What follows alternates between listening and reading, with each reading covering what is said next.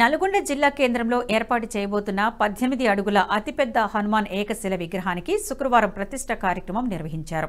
పట్టణంలోని మహిళా భక్తులు తమ ఇంటి వద్ద నుండి తెచ్చిన పంచామృతంతో స్వామివారికి జలాధివాసం కార్యక్రమం నిర్వహించి మొక్కులు చెల్లించుకున్నారు.